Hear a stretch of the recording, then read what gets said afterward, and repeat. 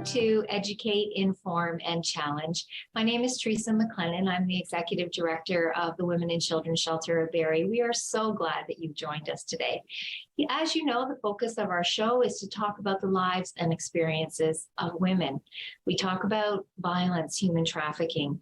We talk about incredible leaders in our community. We talk about the journeys that women have taken to overcome adversity and to create incredible lives for themselves and their families.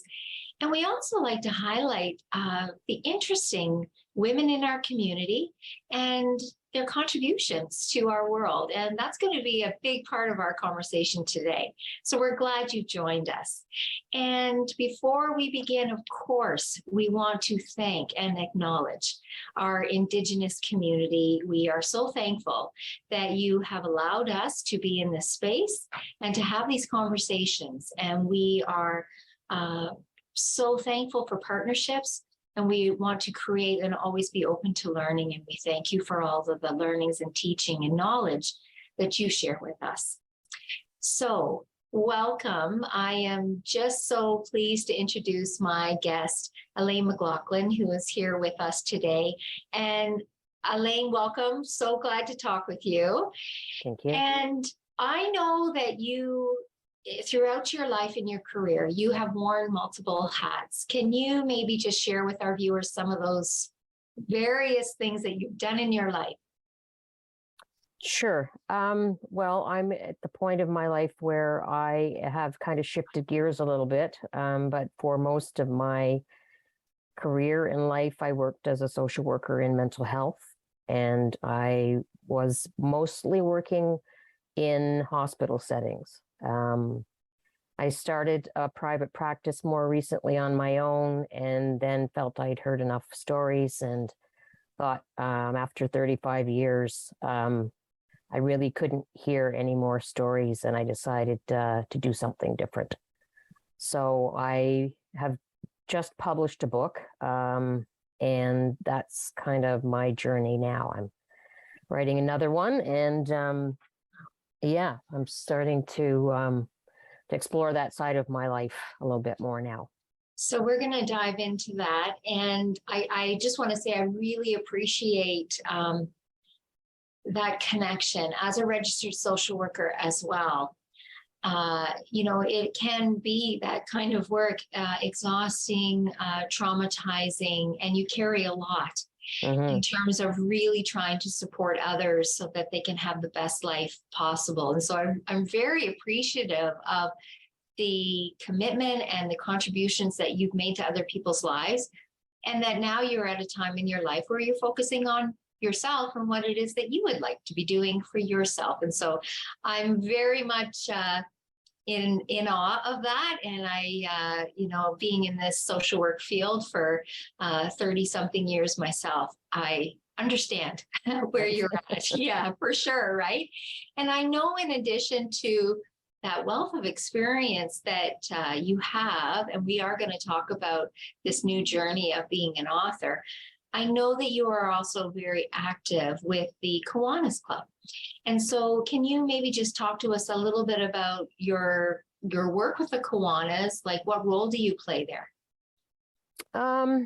Well, I'm currently on the board of directors of the Kiwanis. I'm a fairly new member.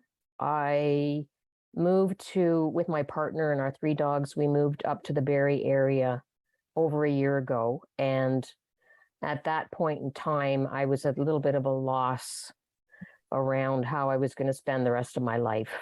And really, I think I'm learning it's quite common for when people retire, a little bit stuck around what's going to be meaningful, what's going to give me purpose, what's going to get me out of bed in the morning. Like, what do I do with maybe 30 years of my life? And I always enjoyed working with people and being part of a team. And I thought, well, we'll start to look around. I checked a few places out. And what I really came up with was I really want to be working with good people who are doing good things. And that was sort of like a mantra in my mind. And I found that with the Kiwanis when I started to meet the people there, that they're very welcoming and warm and supportive. They're doing a lot of really good work. And so I joined and started boots on the ground, doing some of the fundraising at the food booths, and the rest is history.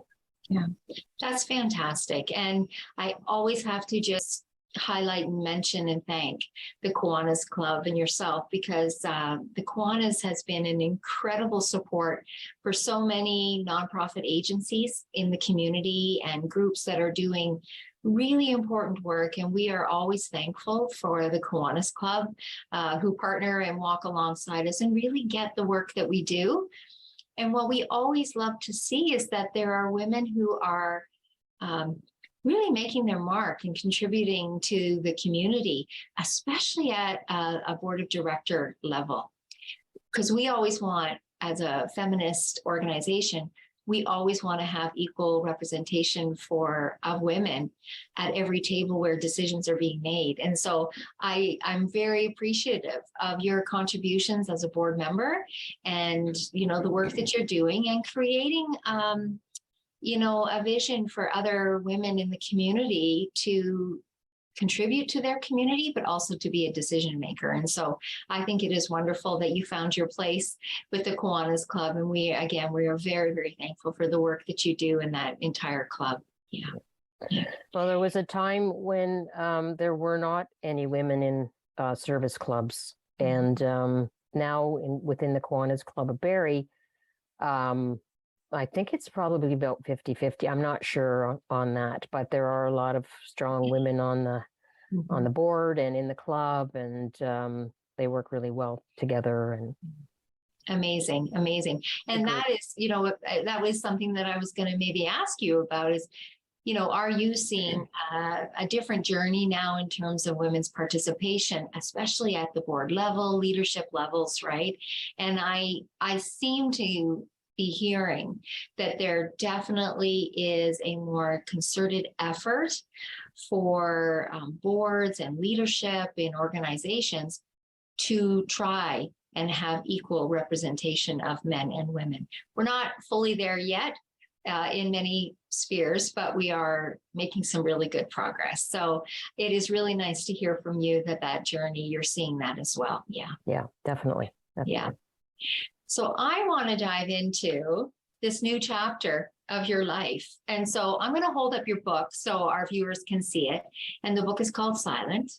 And I am very thankful that I was gifted with one of the copies of the books from Elaine, because I really wanted to read it and make sure that I was prepared when we were having our conversation today. Not that I'm going to divulge the story of Silent, because we really would love for folks to purchase a book so you can support Elaine as an author. But let's start at the beginning here, Elaine. You've worked your life as a social worker. You've contributed, you've worked in the mental health field, very hospital-based, all of those pieces. You move up to Barrie, you're trying to figure out, where do I go next, right? Got a lot more to do. I just got to figure that out.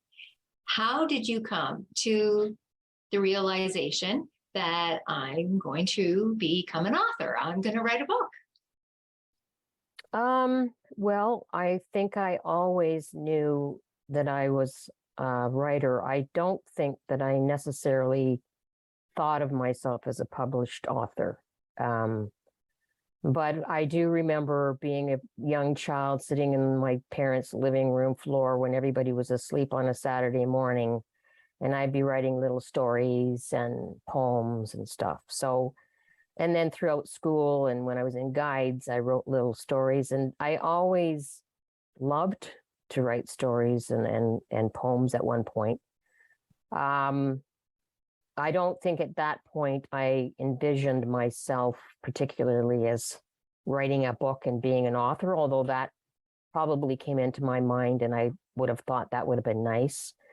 But I'm not sure that I had entertained or had the confidence in myself early on that I would have thought that was possible. So when did that actually come to light for you, thinking that I could actually do this?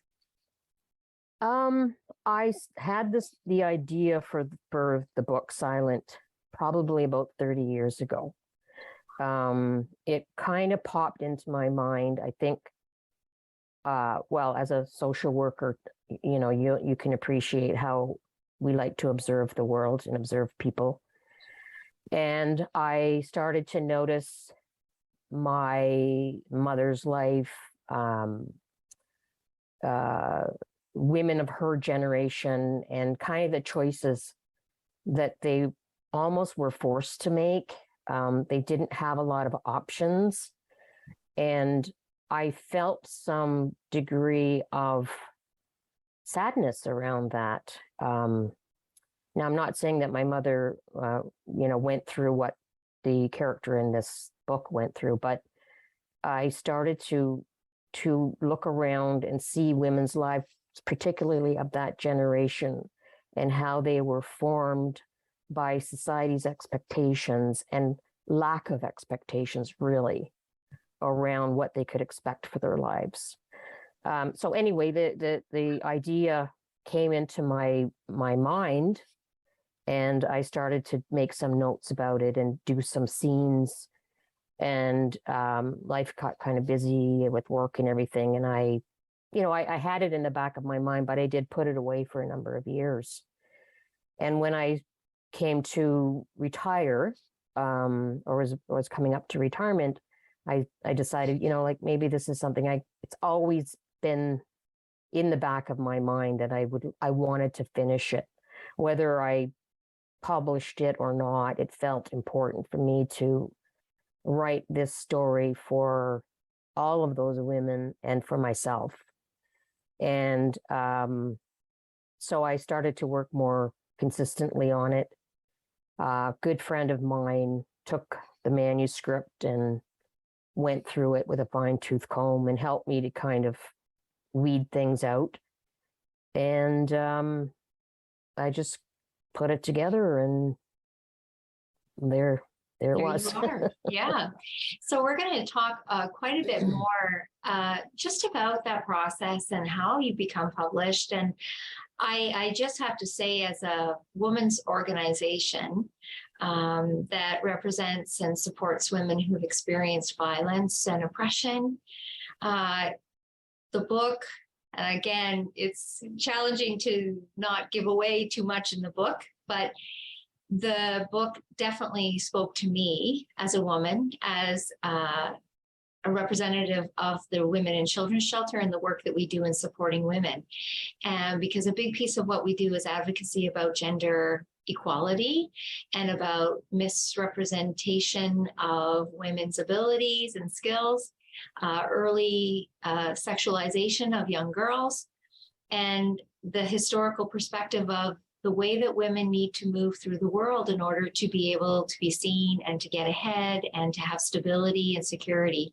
And so the book really spoke to me in so many ways about the lives and experiences of women. And so we'll really kind of leave that with you, Elaine, in terms of how deep we want to get into in terms of discussing the content of the book for sure.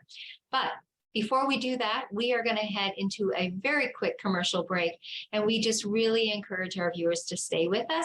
We will be right back.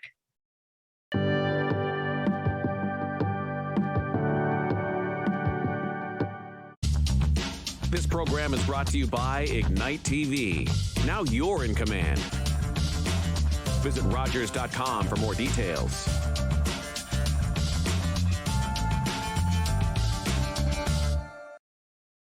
Was that 4 or 5? He's lost count and still thinks he can drive. Do you think he knows that when he is caught and charged with impaired driving, he'll lose his license and a lot more? If he gets in his car, he'll face costs exceeding $20,000. Does he realize he could have a criminal record for his choice to drive? And it could be much worse if he crashes. Wonder what he'll be thinking tomorrow. I'm for have a Holden one at 15. Visit ArriveAlive.org to find out more. Arrive Alive. Drive so. What kind of show do you want to see on Rogers TV? What interests you? Log on to rogerstv.com, fill out a show proposal, and tell us about your segment idea. We want to know what you want to see. Rogers TV, only on Rogers.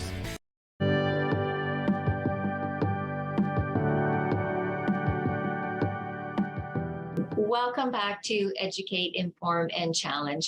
We're having a great discussion with Elaine MacLachlan. She is the author of the book Silent. And I really do encourage you. We will give you her information in terms of how you can purchase the book. We really do encourage you to support our local authors who are lending a voice, and in this case in particular, lending a voice to the experiences of women.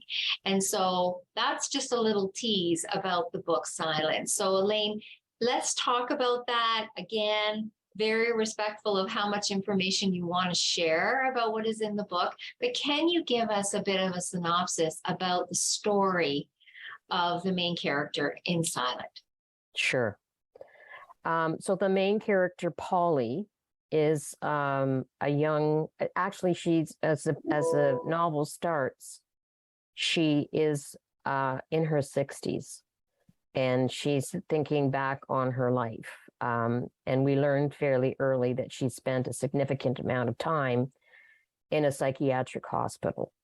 So the book kind of weaves in and out of time period of the 1950s and 60s and the 1990s.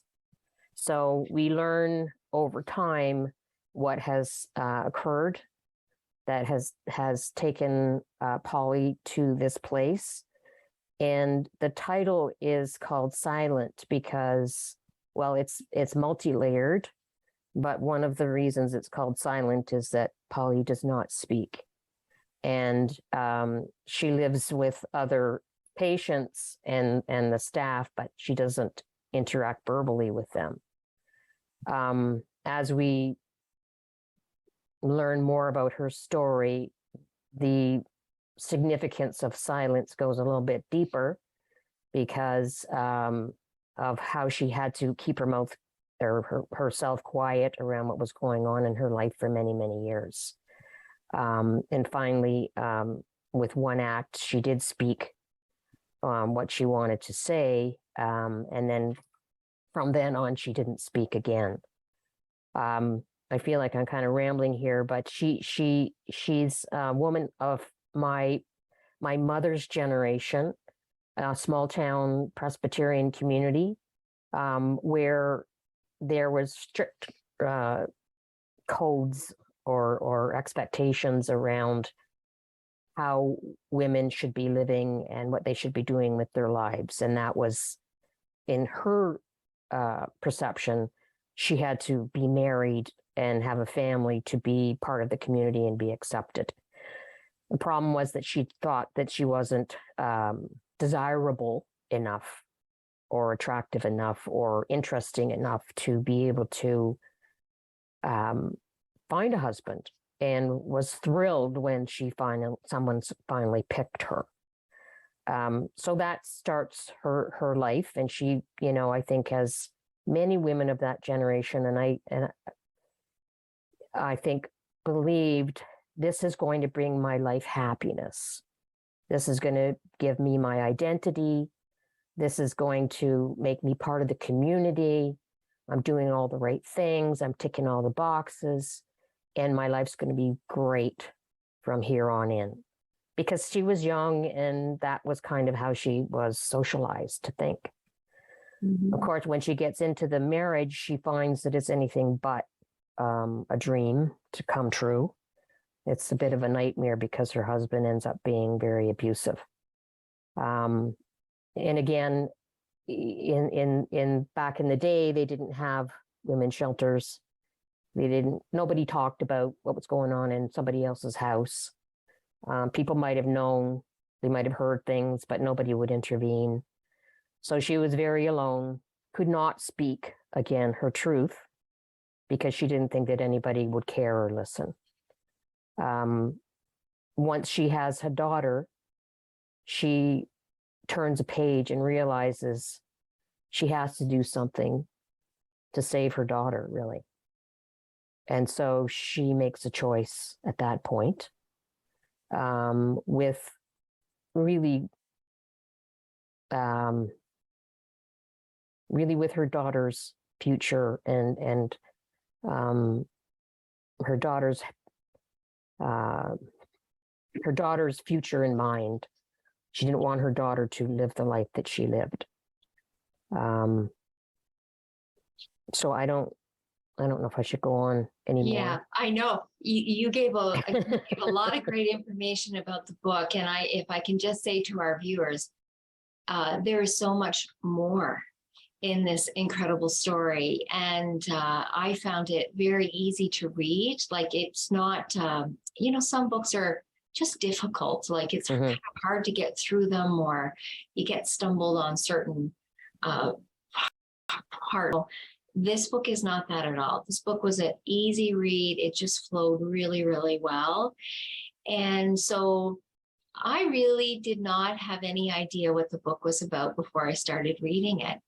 And very quickly was really brought into the fold of the story of Polly, the main character. And of course, for me here at the women's shelter, all of a sudden these incredible parallels started to reveal themselves about the decisions and actions in life of your main character, to the decisions in life of abused women who come into our shelter. And absolutely granted, there are more services than ever, not enough, but a lot, for women leaving violence or choosing to stay with their abusive partners. And we can understand all of the reasons why that is. But the story of the main character really resonated with me in terms of still the experiences and the decisions that women are needed to make, who find themselves in a relationship that they weren't anticipating, that they did not see coming sometimes, right? Or that just got worse and worse over time. And so it is a multi-layered story, because it does absolutely, I feel, tell the story of the main character. But there's also such an incredible piece about sacrifices that she made, like you spoke about, for her daughter. And it also speaks about the experiences of women and how their emotions, hormones, life decisions were seen years ago in a psychiatric diagnosis kind of a way.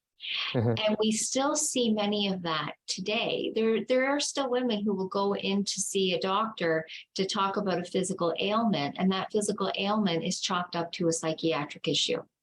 And so I think it's just a very interesting, there's, like I say, to our viewers for today, there's many layers to this book, and I think it is just a really, really great read.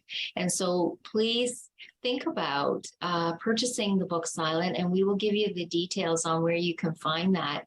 And it is just wonderful to support Elaine as an author who is telling this really, really great story. Anything else that you want to say about the context or the story itself, Elaine?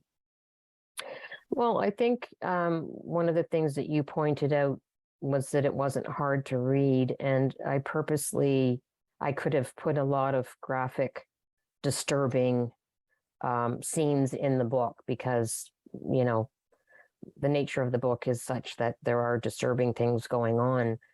But I just felt that was gratuitous, and it wasn't necessary to overemphasize the abusive situations. And for me, it's more important for the reader to identify and understand the dynamic of Polly, her emotional world, her fear,